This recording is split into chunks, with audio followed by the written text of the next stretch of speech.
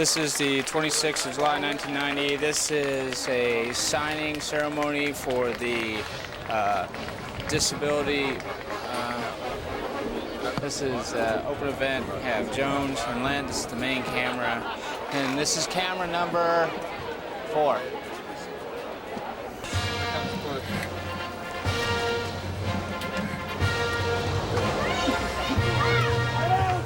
Ladies and gentlemen, the President of the United States and Mrs. Bush.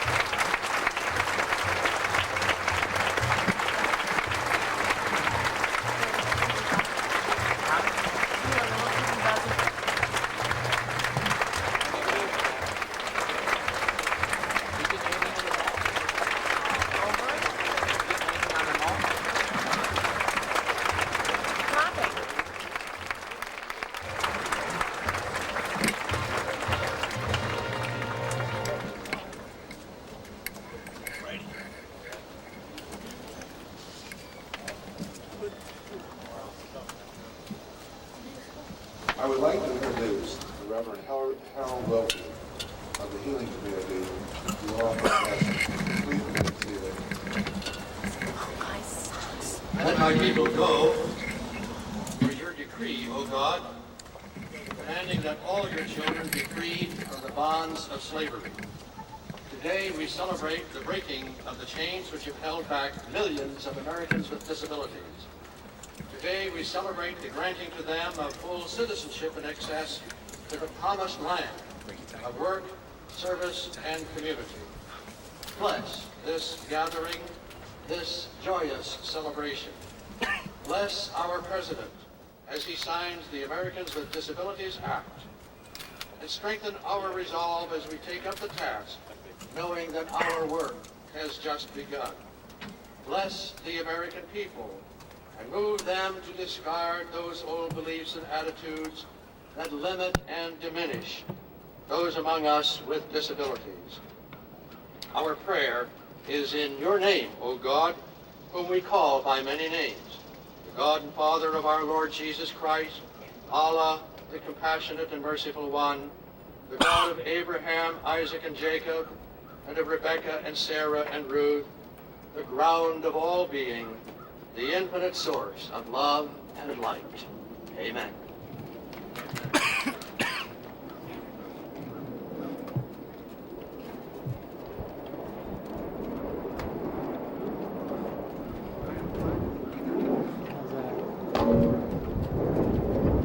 I am delighted to be here today with so many old friends to celebrate with all of you this great victory of the disability rights community. So many people worked tirelessly to develop the Civil Rights Bill in the administration, in Congress, and in the disability community. Justin Dart, Sandy Perino, Pat Wright, and Arlene Mayerson.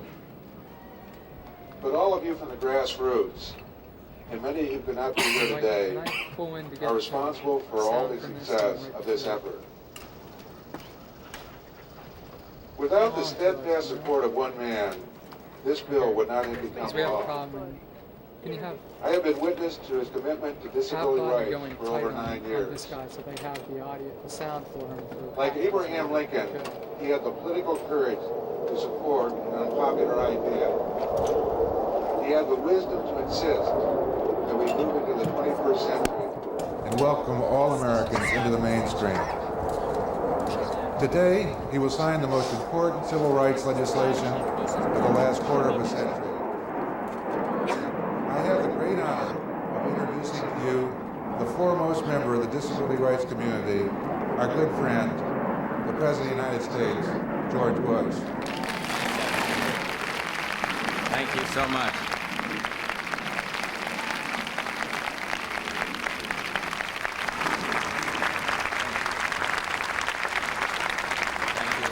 Thank you all.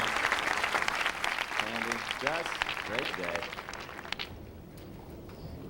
Evan, thank you so much, and welcome to every one of you out there in this splendid scene of hope spread across the south lawn of the White House. I want to salute the members of the United States Congress, the House, and the Senate who are with us today, active participants in making this day come true.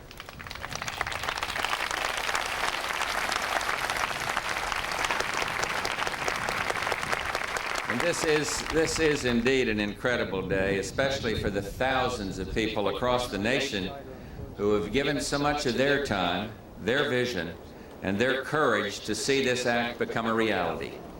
You know, I started trying to put together a list of all the people who should be mentioned today. But when the list started looking a little longer than the Senate testimony bill, I decided I better give up, or that we'd never get out of here before sunset. So even though so many deserve credit, I will single out but a tiny handful, and I take those who have guided me personally over the years. Of course, my friends Evan Kemp and Justin Dart up here on the platform with me.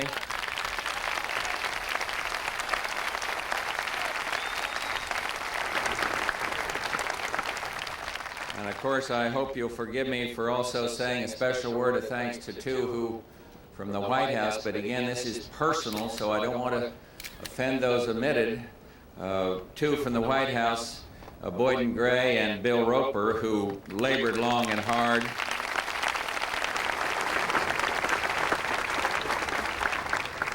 And I want to thank Sandy Perino, of course, for her leadership. And again, very risky with all these members of Congress here who work so hard, but I can say on a very personal basis, Bob Dole has inspired me.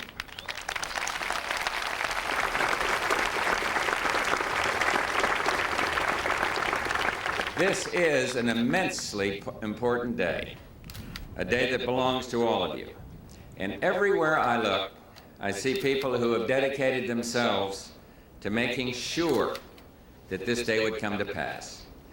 My friends from Congress, as I say, who work so diligently with the best interest of all, at heart, Democrats and Republicans, members of this administration, and I'm pleased to see so many top officials and members of my cabinet here today who brought their caring and expertise to this fight, and then the organizations. So many dedicated organizations for people with disabilities who gave their time and their strength, and perhaps most of all, everyone out there and others across the breadth of this nation, are 43 million Americans with disabilities. You have made this happen. All of you have made this happen.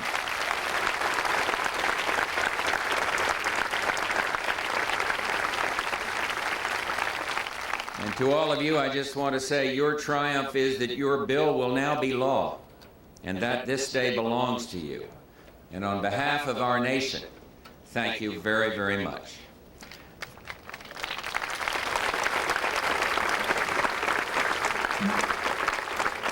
Three weeks ago, we celebrated our nation's Independence Day, and today we're here to rejoice in and celebrate another Independence Day, one that is long overdue. And with today's signing of the landmark Americans for Disabilities Act, every man, woman, and child with a disability can now pass through once closed doors into a bright new era of equality, independence, and freedom. And as I look around at all these joyous faces, I remember clearly how many years of dedicated commitment have gone into making this historic new Civil Rights Act a reality. It's been the work of a true coalition, a strong and inspiring coalition of people who have shared both a dream and a passionate determination to make that dream come true. And it's been a coalition in the finest spirit, a joining of Democrats and Republicans, of the legislative and the executive branches, of federal and state agencies, of public officials and private citizens, of people with disabilities and without. This historic act is the world's first comprehensive declaration of equality for people with disabilities, the first.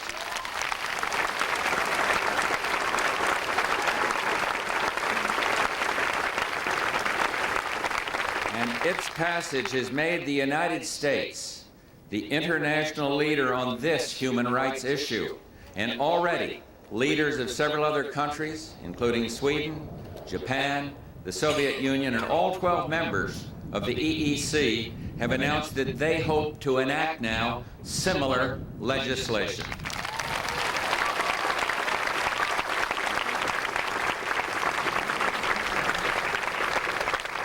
Our success with this act proves that we are keeping faith with the spirit of our courageous forefathers who wrote in the Declaration of Independence. We hold these truths to be self-evident, that all men are created equal, that they are endowed by their Creator with certain unalienable rights. And these words have been our guide for more than 2 centuries as we've labored to form our more perfect union. But tragically, for too many Americans, the blessings of liberty have been limited or even denied.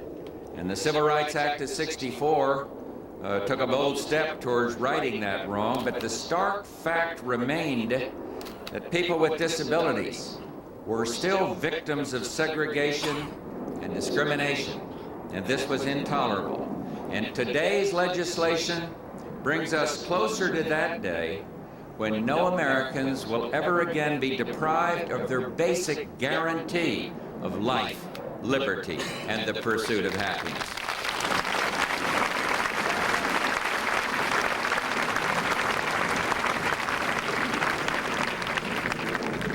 This act is powerful in its simplicity. It will ensure that people with disabilities are given the basic guarantees for which they have worked so long and so hard. Independence, freedom of choice, control of their lives, the opportunity to blend fully and equally into the rich mosaic of the American mainstream. And legally, it will provide our disabled community with a powerful expansion of protections and then basic civil rights. It will guarantee fair and just access to the fruits of American life, which we all must be able to enjoy. And then specifically, first, the ADA ensures that employers covered by the Act cannot discriminate against qualified individuals with disabilities.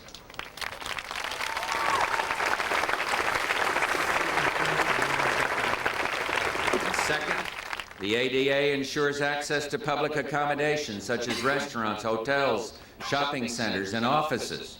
And third, the ADA ensures expanded access to transportation services.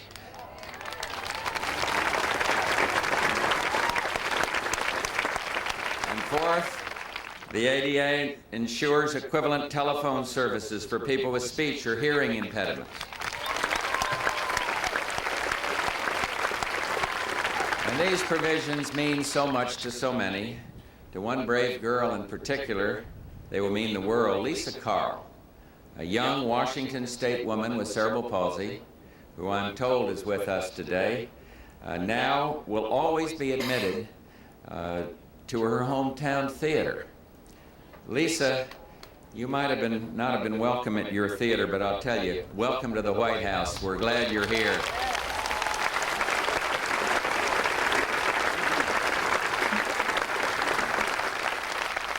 The ADA is a dramatic renewal, not only for those with disabilities, but for all of us, because along with the precious privilege of being an American comes a sacred duty to ensure that every other American's rights are also guaranteed.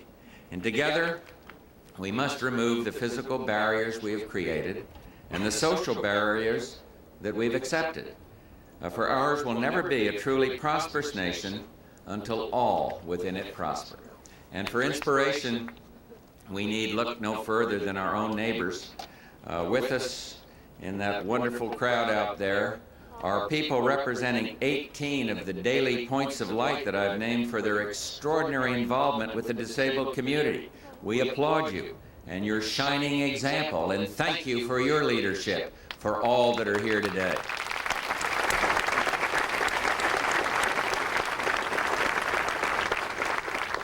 Now let me just tell you a wonderful story, a story about children already working in the spirit of the ADA, a story that really touched me. Across the nation, some 10,000 youngsters with disabilities are part of Little League's Challenger Division.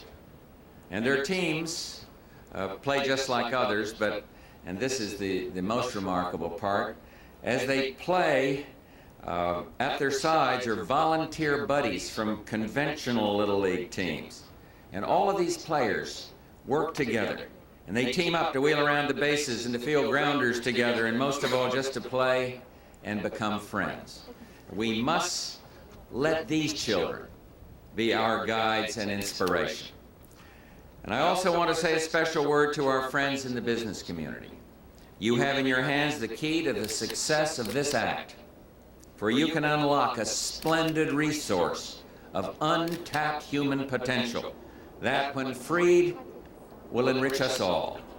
I know there have been concerns that the ADA may be vague or costly or may lead endlessly to litigation, but I want to reassure you right now that my administration and the United States Congress have carefully crafted this act.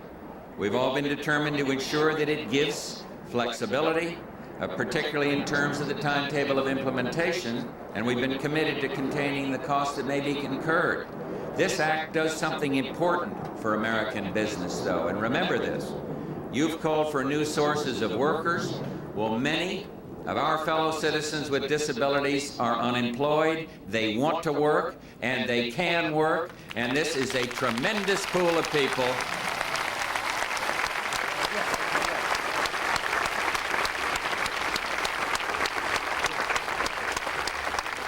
And remember, this is a tremendous pool of people who will bring to jobs diversity, loyalty, proven low turnover rate, and only one request, the chance to prove themselves.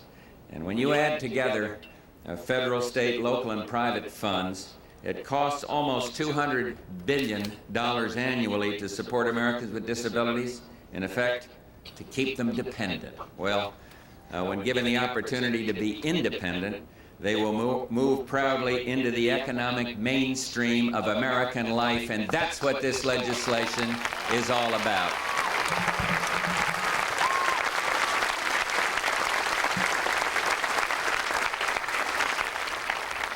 Our problems are large, but our unified heart is larger.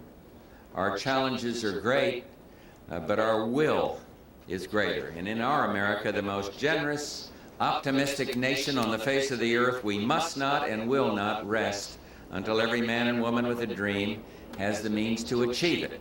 And today, America welcomes into the mainstream of life all of our fellow citizens with disabilities. We embrace you for your abilities and for your disabilities, for our similarities, and indeed for our differences, for your past courage and your future dreams. And last year, we celebrated the victory of international freedom. Even the strongest person couldn't scale the Berlin Wall to gain the elusive promise of independence that lay just beyond. And so together we rejoiced when that barrier fell. And now I sign legislation which takes a sledgehammer to another wall, one which has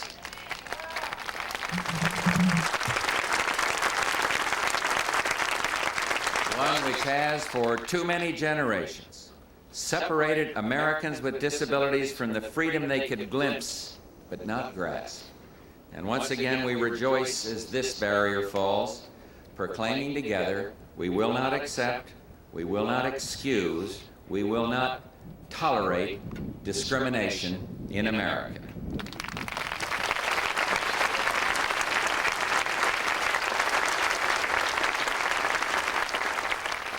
With again great thanks to the members of the United States Senate, leaders of whom are here today, and those who worked so tirelessly for this legislation on both sides of the aisle, and to those members of the House of Representatives with us here today, Democrats and Republicans as well, I salute you.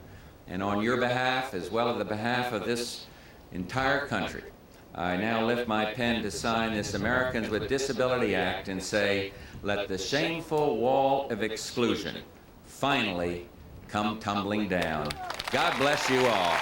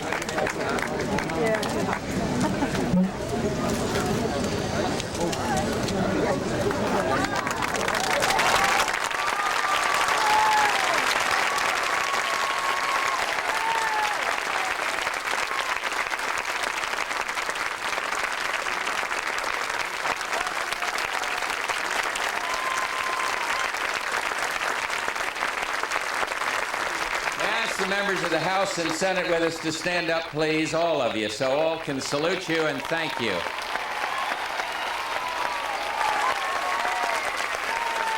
Thank you all. Well done.